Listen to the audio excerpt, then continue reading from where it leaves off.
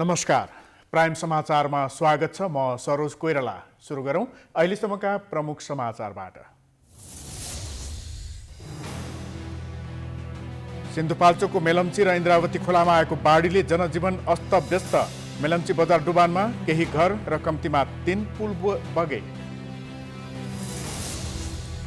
7वटै प्रदेशद्वारा महत्वाकांक्षी बजेट सार्वजनिक। कोरोना नियन्त्रण र रोकथामलाई विशेष प्राथमिकता। स्वास्थ्य, शिक्षा, कृषि र विकास निर्माणमा जोड। नेकपा एमालेको एकता जोगाउन दोस्रो तहका नेताहरूको प्रयास असफल। पार्टीलाई 9औं महाधिवेशन पछिको अवस्थामा फर्काउने प्रयास जारी।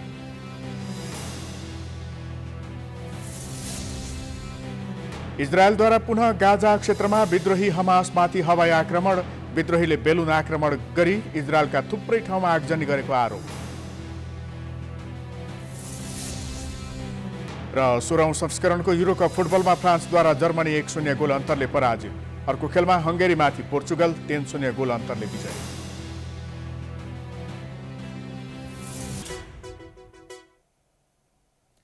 अब समाचार विस्तारमा। सिन्धुपाल्चोकको मेलम्ची र इन्द्रावती खोलामा आएको बाढी मेलम्ची र हेलम्बुमा पसेको छ। बाढीले बढी क्षति हेलम्बुमा पुर्याएको र मानवीय क्षति भएको हुन सक्ने सिन्धुपाल्चोकका प्रमुख जिल्ला अधिकारी अरुण पोखरेलले बताउनुभयो। अहिलेसम्म एकजनाको मृत्यु भएको छ। बाढी खोला बगरका अधिकांश संरचनामा क्षति पुगेको स्थानीयले बताएका छन्। बाढीका कारण मेलम्ची नगरपालिकाको मेलम्ची बजार समेत उच्च जोखिममा रहेको छ। मेलम्चीको आमा ह्याल्मो बस पार्कमा रहेको सबैजसो घर टहरा बगाएको छ। रेडियो मेलम्चीको भवन समेत जोखिममा रहेको छ।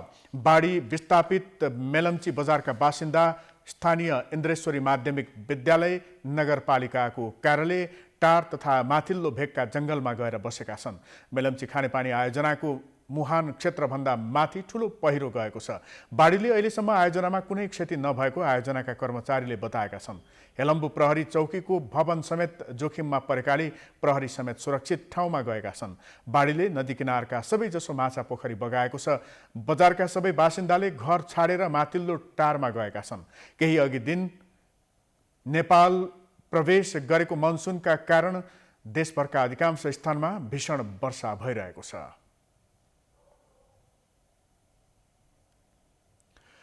मुलुकका 7वटै प्रदेशहरूले महत्वाकांक्षी बजेट ल्याएका छन्। सबै प्रदेश सरकारहरूले कोरोना संक्रमणको जोखिमलाई केन्द्रबिन्दुमा राखेर बजेट ल्याएका छन्। त्यस्तै शिक्षा, रोजगार तथा विकास निर्माणलाई पनि प्राथमिकतामा राखिएको छ। एक रिपोर्ट। कोरोना महामारी र राजनीतिक उथलपुथलका बीच पनि 7वटा प्रदेश सरकारले बजेट ल्याएका छन्। धेरैजसो प्रदेशले चालु आर्थिक वर्षमा विनियोजन गरिएकै योजनालाई अगाडि बढाउन बजेट प्रस्तुत गरेका छन्। प्रदेश 1 सरकारले 32 अर्ब 46 करोड 92 लाखको बजेट ल्याएको छ। प्रदेश सरकारले चालु आर्थिक वर्षको बजेटभन्दा करिब 7 अर्ब कम आकारको बजेट ल्याएको हो। आर्थिक मामिला तथा योजना मन्त्री टंक आङबुआङले मंगलबार प्रदेश सभामा पेश गरेको वार्षिक बजेटमा चालु खर्च 14 अर्ब 16 करोड 15 लाख र पुँजीगत खर्च 15 अर्ब 5 करोड 35 लाख छुट्याइएको छ। स्वास्थ्य, शिक्षा, कृषि तथा भौतिक निर्माण क्षेत्रलाई प्राथमिकतामा राखी प्रदेश 1 सरकारले बजेट ल्याएको छ। यसैगरी प्रदेश 2 सरकारले आगामी आर्थिक वर्ष 2078-79 का लागि 33 अर्ब 79 करोड 14 लाख 30 हजारको बजेट ल्याएको छ। प्रदेश सभा बैठकमा आर्थिक मामिला तथा योजना मन्त्री विजय कुमार यादवले बजेट प्रस्तुत गर्दै कुल बजेटको चालुतर्फ 15 अर्ब 63 करोड 33 लाख 47 हजार र पुँजीगततर्फ 18 अर्ब 5 करोड 80 लाख 83 हजार रुपियाँ विनियोजन गर्नुभएको छ। बजेटमा कोभिड-19लाई केन्द्रबिन्दुमा राखेर ल्याइएको बजेटमा जनताको सुरक्षामा सरकारले कुनै कसर बाँकी नराख्ने प्रतिबद्धता गरिएको छ। यता बागमती प्रदेशले आगामी आर्थिक वर्षका लागि 57 अर्ब 72 करोड 9 लाख रुपियाँको बजेट विनियोजन गरेको छ। आर्थिक मामिला तथा योजना मन्त्री कैलाश कुमार ढुङ्गेलले बजेट सार्वजनिक गर्नुभएको हो। विनियोजित कुल बजेटमध्ये चालु खर्चतर्फ 26 अर्ब 1 करोड रुपियाँ अर्थात् 45%, पुँजीगततर्फ 29 अर्ब 70 करोड अर्थात् 51% र वित्तीय व्यवस्थापनतर्फ 2 अर्ब रुपियाँ अर्थात् 4% छुट्याइएको छ। भर्खरै सत्ता परिवर्तन भएको गण्डकी प्रदेशमा मुख्यमन्त्री कृष्णचन्द्र पोखरेल नेपालीले आर्थिक वर्ष 2078-79 को बजेट प्रस्तुत गर्नुभएको छ। प्रदेश सरकारले आगामी आर्थिक वर्ष 2078-79 का लागि 30 अर्ब 3 करोड रुपियाँको बजेट ल्याएको छ। कोभिड-19 र स्वास्थ्य क्षेत्रलाई प्राथमिकता दिँदै गण्डकी प्रदेश सरकारले बजेट ल्याएको छ। कोरोना उपचारलाई प्रभावकारी बनाउने अस्पतालहरूको स्तरोन्नति गर्दै स्वास्थ्य बिमा कार्यक्रमलाई बजेट मार्फत सम्बोधन गरिएको छ। यस्तै पर्यटन, पूर्वाधार विकास, खेलकुद लगायतलाई बजेटको प्राथमिकतामा राखिएको छ। लुम्बिनी प्रदेश सरकारले आगामी आर्थिक वर्षका लागि 40 अर्ब 95 करोड 97 लाख बराबरको बजेट सार्वजनिक गरेको छ। आर्थिक मामिला तथा योजना मन्त्री बैजनाथ चौधरीले पेश गरेको बजेटमा चालुतर्फ 14 अर्ब 93 करोड 73 लाख र पुँजीगततर्फ 21 अर्ब 17 करोड 79 लाख विनियोजन गरिएको छ। त्यसैगरी कर्णाली प्रदेश र सुदूरपश्चिम प्रदेशले पनि मङ्गलबार नै बजेट ल्याएका छन्। कोरोना महामारी नियन्त्रण तथा शिक्षा, रोजगार तथा स्वास्थ्य पूर्वाधारलाई प्राथमिकता राखेर 7 प्रदेशको बजेट ल्याइएको छ। सत्तारूढ दल नेकपा एमालेमा नेताहरूबीच चलिरहेको आरोप प्रत्यारोप अझै रोकिएको छैन। पार्टीलाई फुटबाट जोगाउन दोस्रो तहका नेताहरूको प्रयास पनि खेर जान थालेको छ। एक रिपोर्ट। नेकपाको विघटन हुनु अघिदेखि नै सुरु भएको प्रधानमन्त्री केपी शर्मा ओली समूह र जगन्नाथ खनाल माधव नेपाल समूह बीचको अन्तर्द्वन्द एमाले बिउतिएपछि झनै चर्कियो। 2077 फागुन 23 गते एमाले बिउतिएदेखि हालसम्मको अवधिमा पार्टीको केन्द्रीय कमिटीलाई महाधिवेशन आयोजक कमिटीमा परिणत गर्ने, अध्यक्ष र महासचिव बाहेकका सम्पूर्ण पदाधिकारीलाई हटाउने, अध्यक्षलाई थप शक्तिशाली बनाउने गरी विधान संशोधन गर्ने, खनाल नेपाल समूहका नेता तथा सांसदहरूलाई स्पष्टीकरण सोध्ने र कारवाही गर्ने कार्य ओली समूहले गर्यो भने एकल रूपमा राष्ट्रिय कार्यकर्ता भेला बोलाउने, केन्द्रदेखि स्थानीय तहसम्म समानान्तर कमिटी गठन गर्ने, आफ्नै अध्यक्ष नेतृत्वको सरकारलाई ढाल्न विपक्षी नेतालाई सहयोग गर्ने कार्य खनाल नेपाल समूहले गरेको थियो। पार्टी अन्तर्द्वन्द बढ्दै गएपछि बसेको खनाल नेपाल समूहको केन्द्रीय कमिटी र स्थायी कमिटी बैठकपछि जारी 10 बुँदे विज्ञप्तिमा अध्यक्ष केपी ओलीको कारण पार्टी विवाद अहिलेको अवस्थामा पुगेको र नसुध्रिए एमाले विभाजित हुने चेतावनी दिइएको थियो। खनाल नेपाल समूहको चेतावनीपछि अध्यक्ष ओलीले 6 बुँदे विज्ञप्ति जारी गर्दै पार्टीलाई मूलभूत रूपमा 2075 जेठ 3 गतेको अवस्थामा फर्काउन आफू तयार रहेको बताउनु भएको थियो।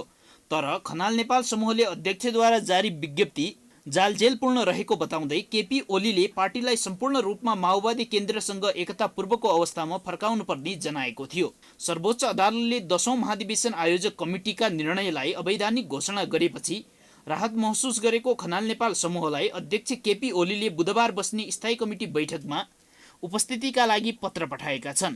खनाल नेपाल समूह बुधबारको बैठकमा सहभागी भएमा त्यसले पार्टीलाई एकताबद्ध गर्न वातावरण तयार गर्ने ओलीपक्षीय नेता आनन्द प्रसाद पोखरेलको भनाइ छ। पार्टीलाई 3 गतेभन्दा अगाडिको स्थिति 75 3 गते जेठ 3 गतेभन्दा अगाडि स्थितिमा लग्नु भएपछि यस्ता दोहोरो विवाद बनाएर छलफल गर्न जरुरी छैन। योले चाहिँ किनभने उहाँहरू एकता चाहनुहुन्न भन्ने खालको चाहिँ देखिन्छ। म त के भन्छु भने उहाँहरू त्यसो नगर्नुहोस् र पार्टीलाई चाहिँ जुन सुदृढ बनाउनको लागि जुन राष्ट्रिय अन्तर्राष्ट्रिय पार्टी एउटा प्रेसरमा छ र वित्तीय एकाधिकार पुँजीवाद साम्राज्यवादीहरूले कम्युनिस्ट आन्दोलन कमजोर बनाउन जुन प्रयत्न गरेका छन् त्योबाट पार्टीलाई उकास्नको लागि उहाँहरू एकतामा आउनुपर्छ, छलफल गर्नुपर्छ। कसलाई कसरी कुन कमिटीमा राख्ने केमा राख्ने छलफल चाहिँ निस्किहाल्छ नि। त्यस पहिलो बैठकमा बस्नु पर्यो। खनाल नेपाल समूहले पनि पार्टीलाई एकताबद्ध बनाउन भन्दै प्रदेश नम्बर 1 बागमती प्रदेश र लुम्बिनी प्रदेशमा नीति तथा कार्यक्रम पारित गर्न ओली समूहलाई निशर्त सघाएको छ। नीति तथा कार्यक्रम पारित गर्नमा आफूहरूले गरेको सहयोगले अध्यक्ष ओलीलाई पार्टी एकजुट राख्न दबाब दिने खनाल नेपाल पक्षीय नेता प्रिमल खनालको भनाइ छ। अध्यक्ष ओलीले पार्टीलाई विभाजित गर्ने गरी गरेका गलत निर्णय खारेज गरेमा मात्रै एमाले पहिलेको अवस्थामा फर्कन सक्ने उहाँ बताउनुहुन्छ। प्रदेश 3 मा वा प्रदेश 1 मा जुन खालका गतिविधिहरू भएका छन् बजेट नीति कार्यक्रमलाई चाहिँ अगाडि बढाउनको लागि त्यसलाई स्वाभाविक संसदीय प्रक्रियाको रूपमा पनि लिनुपर्छ र त्यही कारणले नै पार्टी एकता भइहाल्ने भयो यो पनि होइन। र प्रदेश तपाईँ सुदूरपश्चिममा जुन घटना घटेको त्यसले गर्दाखेरि पार्टी एकतामा चाहिँ आँच पुग्ने भन्ने कुराहरू होइन। मुख्य कुरा केन्द्रकै कुरा हो, केन्द्रकै जडको कुरा छ होइन। यतिखेर पार्टी अध्यक्ष तथा प्रधानमन्त्री केपी शर्मा ओलीले जुन ढङ्गले एकलौटी ढङ्गले पार्टी सञ्चालन गर्नुभएको छ, सरकार सञ्चालन गर्नुभएको छ, त्यसैबाट उत्पन्न भएका परिणाम हुन् भनेर बुझ्नुपर्ने हुन्छ। 3 वटा प्रदेशमा नीति तथा कार्यक्रम पारित गर्नमा सघाएको खनाल नेपाल समूहको स्ट्यान्ड कर्णाली प्रदेश र सुदूरपश्चिम प्रदेशमा फरक देखिन्छ।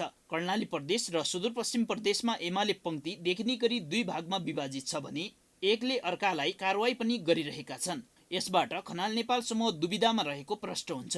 राजनीतिक विश्लेषक श्याम श्रेष्ठ खनाल नेपाल समूहको नेतृत्वमा दोधार नदेखिए पनि दोस्रो तहका नेताहरू अलमलमा रहेको बताउनुहुन्छ। दोस्रो तहका नेताहरूको अलमलकै कारण खनाल नेपाल समूहले ठोस निर्णय गर्न नसकेको उहाँको भनाइ छ। एमाले त फुटिसकेको छ, त्यो घोषणा मात्र हुनु बाँकी पार्टी हो। तर त्यहाँ एक किसिमको अलमल चाहिँ अब त्यो शीर्ष नेतामा अलमल छ जस्तो म देख्दिनँ। माधव नेपालमा, झलनाथ खनालमा पनि अलमल देख्दिनँ म। केही आशलाग्दा भनिएका युवा नेताहरूमा चाहिँ त्यहाँ अलमल देख्छु। उनीहरूमा अलमल के देख्छु भनेदेखि उनीहरूले यो अहिलेको सङ्घर्ष ओली व्यक्ति विरुद्धको सङ्घर्ष ठानिरहेछन् कि के हो, उनीहरूले ओली प्रवृत्ति विरुद्धको सङ्घर्ष हो यो भनेर बुझिरहेको देख्दिनँ म। अध्यक्ष ओली खनाल नेपाल समूहका सम्पूर्ण माग पूरा गराउन सहमत नदेखिँदासम्म एमाले पूर्णतः एकताबद्ध हुने सम्भावना देखिँदैन। खनाल नेपाल समूहका सबै माग पूरा गराउन प्रधानमन्त्री ओली तयार भएको स्थिति पनि छैन। यस्तोमा खनाल नेपाल समूह विभाजित भई केही नेता संस्थापनसँग जाने र अरूले नयाँ पार्टी गठन गर्न सक्ने धेरैको आकलन छ। प्राइम टाइम्स टेलिभिजनका लागि क्यामेरामा राजु थापाको साथमा प्रकाश जोशी, काठमाडौँ। समाचारको सिलसिला जारी छ, हामी विश्रामपछि आउँछौँ।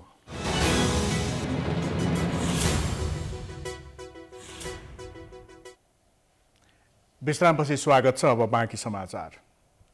गृहमन्त्री खगराज अधिकारीले कुनै पनि हालतमा संसद पुनर्स्थापना नहुने र भइहाल्यो भने पनि प्रधानमन्त्री केपी शर्मा ओलीको विकल्प नरहेको स्पष्ट पार्नु भएको छ।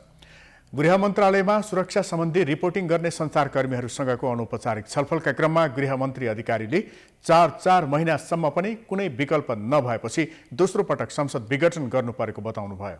मन्त्री अधिकारीले संसद पुनर्स्थापना नहुने बताउँदै भइहाल्यो भने पनि प्रधानमन्त्री ओलीको अर्को विकल्प नरहेकाले निर्धारित मितिमै चुनाव हुनेमा सरकार विश्वस्त रहेको बताउनुभयो। उहाँले सरकारले तोकिएकै मितिमा स्वच्छ, निष्पक्ष र विश्वसनीय चुनाव गराउनका लागि आवश्यक तयारी गरिरहेको स्पष्ट पार्नुभयो। उत्पादन भएका छन् र भ्याक्सिनको एउटा स्ट्यान्डर्ड मापदण्ड भइसकेकालाई हामी थर्ड ट्रायल पिरियडको सम्म जाने ढाँचाका सन्दर्भमा पनि छलफल गर्दैछौँ। एउटा भ्याक्सिन उत्पादन र त्यसको परीक्षणको ढाँचाको सम्बन्धमा पनि गऱ्यौँ भने त हामीले प्राप्त पनि गर्नेमा त्यसको उपलब्धि अथवा त्यसका असरहरू, प्रभावहरू अनि त्यसको चाहिँ नि जिनेटिक सिक्वेन्सिङका सम्बन्धमा समेत हामीले अलिकति छलफल वैज्ञानिक ढङ्गले गर्न खोजे पनि छौँ। सरकार त्यसमा गम्भीर छ। गृहमन्त्री अधिकारीले देशका विभिन्न स्थानहरूमा सीमा मिचिएका खबरहरू आइरहेको प्रति सरकार गम्भीर रहेको बताउँदै सीमाको एक टुक्रा जमिन पनि कसैले अधिग्रहण गर्न नसक्ने जानकारी गराउनुभयो। उहाँले सरकारले सीमा सुरक्षाका लागि कुनै कसर बाँकी नराख्ने र परराष्ट्र मार्फत सम्बन्धित मुलुकलाई जानकारी गराइने र देशको सीमाका सवालमा सबै राजनीतिक दलहरू एक ठाउँमा आउनुपर्ने बताउनुभयो। गर्यो भन्ने कुरा छ नि, जबरजस्ती त होइन। 4 महिनाको समयमा खोइ त बनेको सरकार, उही केपिओले रहेको रह्यो, तैँले छोडिदिनु पर्छ भन त। अब छोडिदिनु पर्छ मात्रै होइन, संसारै छोडिदिनु पर्छ भनेर पनि अब प्रदेश सभाका सदस्यहरूले भन्ने, अनि प्रतिनिधि सभाका सदस्यले मेरो त्यसमा समर्थन छ भन्ने पनि सुन्नुभयो। अब कसैले दुर्भावनाका साथ त्यस्ता शब्द बोल्नेहरूप्रति मैले त्यस्ताहरूको बारेमा मैले चर्चा गरेर समय बर्बाद गर्नुपर्ने छैन। त्यो खेदजनक कुरा, आपत्तिजनक कुरा हो र कानुन विपरीत, संविधान विपरीत कुरा हो।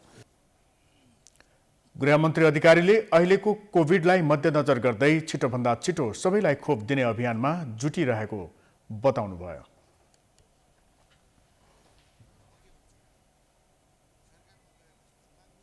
समाचारको सिलसिला जारी छ, हामी विश्रामपछि आउँछौँ।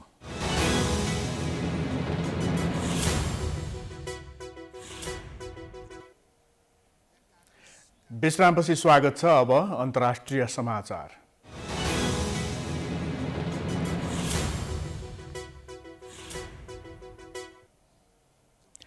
इजरायलले गाजा पट्टीमा हमासको आक्रमणको विरुद्ध फेरि हवाई आक्रमण गरेको छ। आज बिहानै गाजा सहरमा ठुल्ठुला विस्फोटको आवाज आएको स्थानीयवासीलाई उद्धृत गर्दै अन्तर्राष्ट्रिय सञ्चार माध्यमले जनाएका छन्। सो क्षेत्रमा बलुन आक्रमण हुन थालेपछि जवाफी आक्रमण गरेको इजरायलको भनाइ छ। गाजाबाट इजरायलमा आएका बेलुनका कारण थुप्रै ठाउँमा आगजनी भएको थियो। अग्नि नियन्त्रकहरूले आगो निभाउने प्रयास गरेका थिए। 21 मेमा दुवै पक्षबीच युद्धविराम भएपछि त्यस यता भएको यो पहिलो भिडन्त हो। मंगलबार मात्रै कब्जा गरिएको पूर्वी जेरुसलममा यहुदी राष्ट्रवादीहरूले मार्च पास गरेका थिए। त्यसपछि गाजाबाट हमासले आक्रमणको धम्की दिएको थियो। अब खेलकुद समाचार।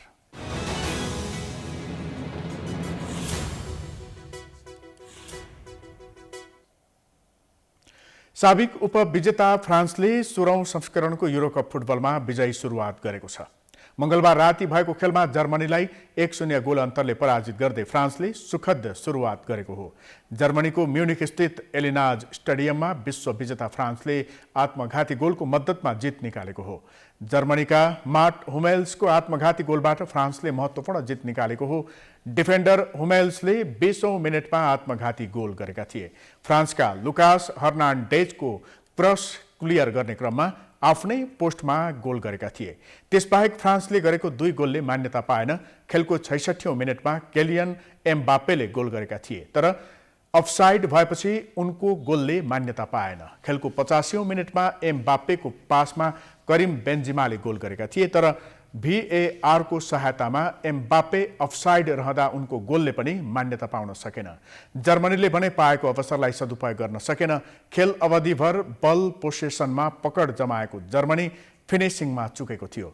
हारसँगै 3 पटकको च्याम्पियन जर्मनी युरोकपको इतिहासमा पहिलो पटक आफ्नो पहिलो खेलमा पराजित भएको छ। जितसँगै समूह Fमा रहेको फ्रान्सले महत्त्वपूर्ण 3 अङ्क जोडेको छ। फ्रान्स समूहको दोस्रो स्थानमा रहेको छ। यस समूहमा पोर्चुगल शीर्ष स्थानमा रहेको छ। जर्मनी तेस्रो र हंगेरी चौथो स्थानमा रहेको छ। साबिक विजेता पोर्चुगलले 16औं संस्करणको युरोकप फुटबलमा विजयी सुरुवात गरेको छ। मंगलबार भएको खेलमा समूह चरणको पहिलो खेलमा हंगेरीलाई 3-0 गोल अन्तरले पराजित गर्दै पोर्चुगलले सुखद सुरुवात गरेको हो। पोर्चुगललाई जित दिलाउन कप्तान क्रिस्टियानो रोनाल्डोले 2 गोल गरे। राफाएल गुइरेरोको नाममा 1 गोल रह्यो। घरेलु टिम हंगेरीले पहिलो हाफमा पोर्चुगललाई बराबरीमा रोकेको थियो, तर दोस्रो हाफको अन्तिम 10 मिनेटभित्र 3 गोल बेहोर्न बाध्य भयो। खेलको 84औं मिनेटमा राफाएलले गोल गर्दै पोर्चुगललाई सुरुवाती अग्रता दिलाए। 87औं मिनेटमा रोनाल्डोले पेनाल्टीमा गोल गर्दै टिमको अग्रता 2-0 को बनाए।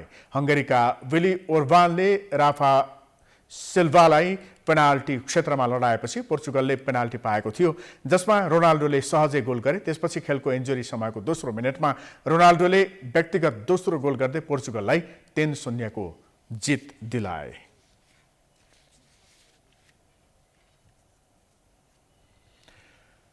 यससँगै हामी समाचारको अन्त्यमा आइपुगेका छौं। जाँदा जाँदै प्रमुख समाचार पुनः एकपटक।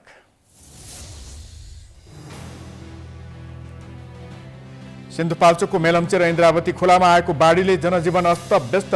मेलम्ची बजार डुबानमा केही घर र कम्तीमा 3 पुल बगे।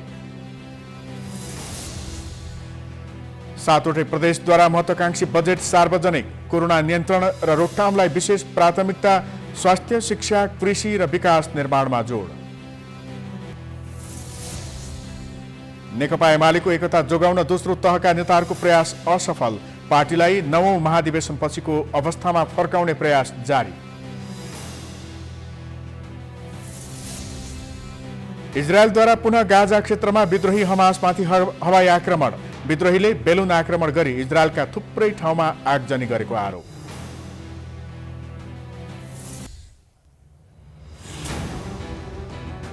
समाचार अहिलेलाई सकियो। हेर्दै गर्नुहोला प्राइम टाइम्स टेलिभिजन।